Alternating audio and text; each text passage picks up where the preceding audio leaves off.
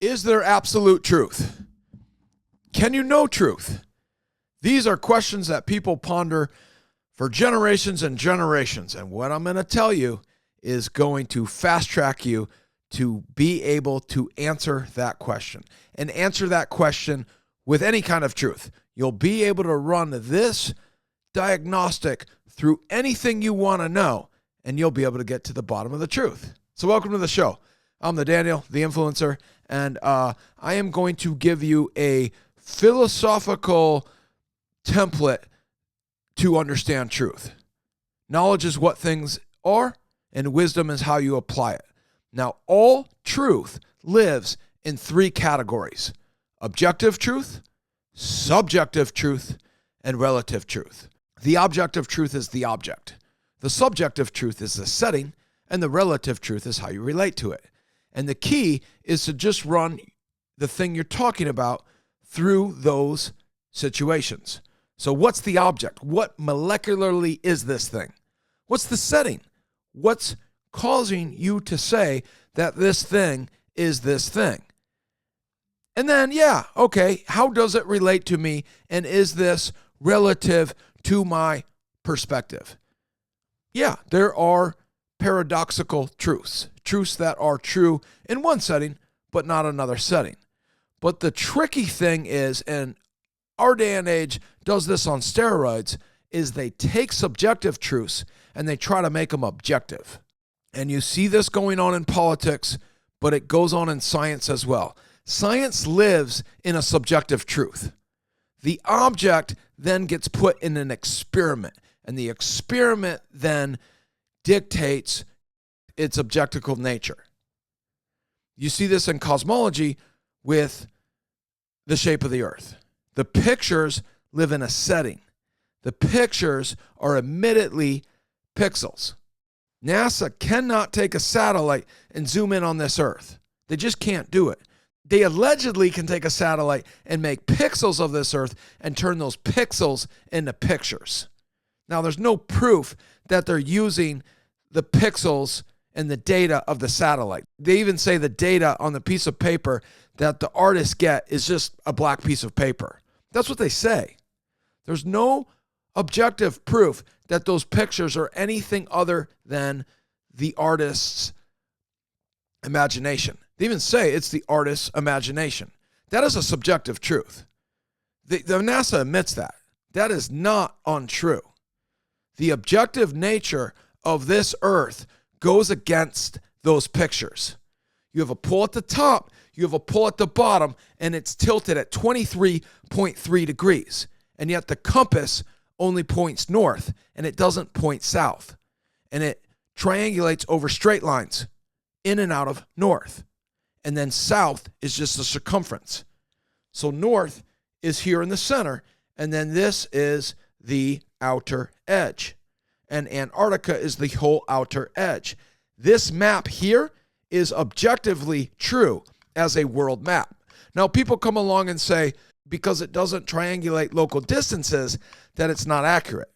But it's not designed to triangulate local distances. Now, you can get distances using the sun scale he came up with, and you just have to use his chart. Then you have to use a sundial, and then you can prove that it's mapping out the distance over a plane. This map was made to show where things are in relation to other things.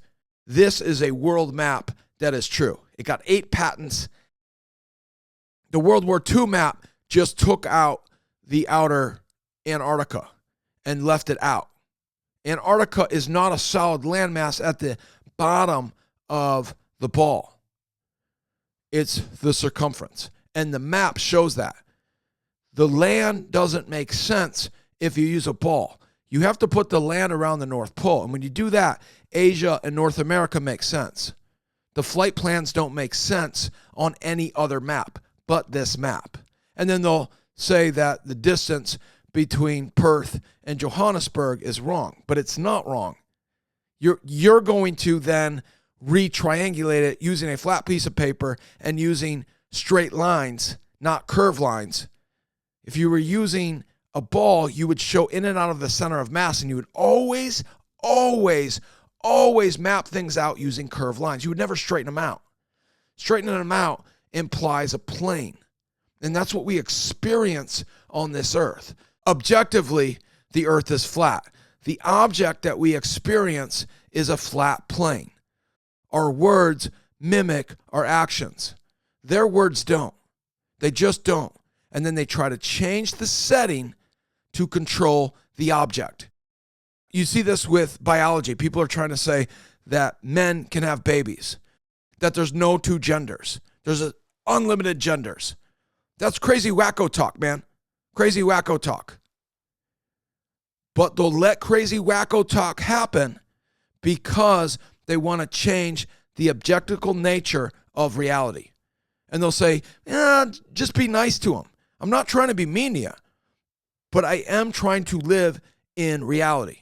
Reality is what is real, and what is real is what you experience. And you just run everything through the objective truth, through the subjective truth, and then the relative truth. But you're going to see that the controllers always want to push everything through the subjects, through the setting. Stephen A. Smith has made a living by arguing who the best basketball player of all time is when it's just not designed to do that. They can't do that with baseball and they can't do that with football. It just doesn't make sense. With those sports, your offense and your defense determine your best team too much, so you can't have one single best player. They love it if they can get something that isn't designed to do something and then get it to change what they were trying to do. So the best basketball player is now the thing we talk about, not the best basketball team. But they like to make a game so they can control the objective nature of reality. And that's why Flat Earth is so important, because it will allow you to see the stage of the objective nature of reality. And then you can just understand how people are controlling the setting to control the reality. It's pretty simple. Just run everything through objective, subjective, and relative meanings of those words. You'll be able to know when people are lying to you. You'll be able to know when people are tricking you. Who's controlling this setting? Yeah, there's some things you can't know outside of people's control. That's what's so frustrating about government. They hide. They lie. They don't let you audit them. Why won't you audit them? It would be really easy to know the answers to these questions if we could open government's doors, but they don't want us to. Why? Are they controlling the power of the stars to control our minds? Are they pagans? Every other civilization's done it. You got to be honest with yourself. This isn't an argument between me and you. If you want to take this argument, it's between you and you. You're going to have to battle with yourself over this. I'm not here to hold this over you. You fell for pictures, dum-dum. You fell for pictures. And I'll leave you alone. I'll forgive you for it. But stop taking me down with you.